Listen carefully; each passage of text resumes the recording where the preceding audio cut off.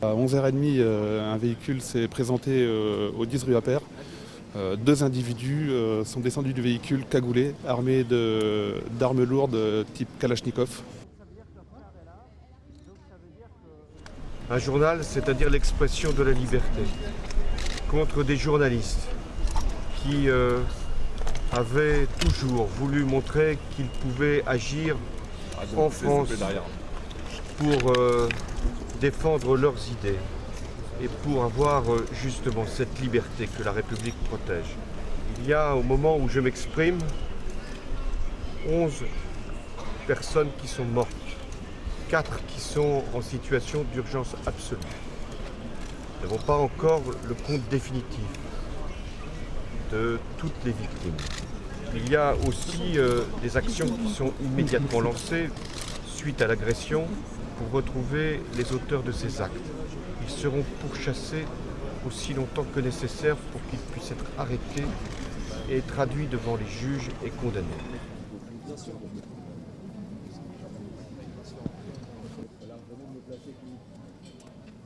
Ils sont rentrés à l'intérieur des locaux.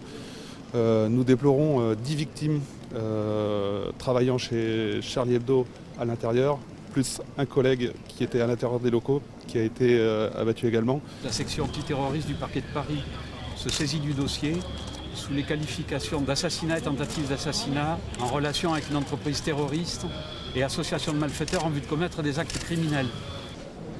Quand je suis arrivé, il y avait toujours, et je crois qu'il y a toujours, des gens aux fenêtres qui sont cantonnés à l'intérieur, qui sont manifestement commotionnés. Puis il y avait 40 personnes réunies dans une salle qui ont été impliquées.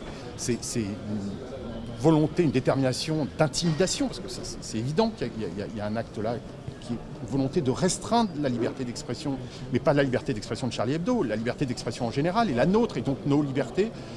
La chose qui me paraît essentielle, c'est qu'on réagisse tous ensemble, dans la diversité de ce que nous sommes dans la République, et naturellement, toutes les actions que l'exécutif engagera, nous les soutiendrons. L'état dans lequel nous trouvons les gens actuellement doit nous appeler au sursaut ensemble, un sursaut républicain, et dans un État qui ne peut accepter cette violence.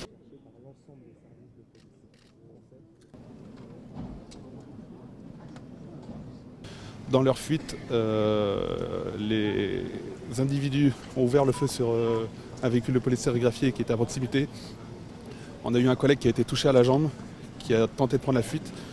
Je viens de prendre connaissance d'une vidéo qui tourne sur Internet où on voit les individus descendre du véhicule et tirer dans la tête du collègue, l'abattre en pleine rue, remonter dans le véhicule et prendre la fuite.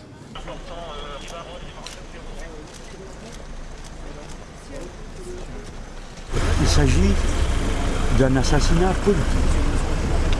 Il s'agit de porter un coup à l'idée qu'on puisse dire librement ce que l'on croit juste de dire dans une démocratie.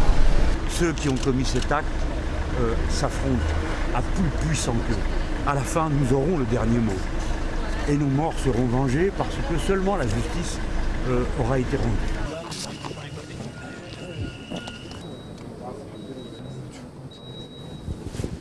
La France est aujourd'hui devant un choc qui est celui d'un attentat, car c'est un attentat terroriste.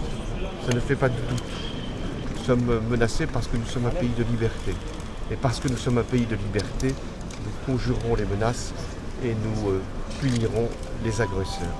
Personne ne doit penser qu'il peut agir en France contrairement aux principes de la République et atteindre l'esprit même de la République, c'est-à-dire un journal. Et je pense aujourd'hui à ces victimes. Il n'y a jamais eu d'attaque aussi barbare contre la presse française. C'est le jour noir de l'histoire de la presse française.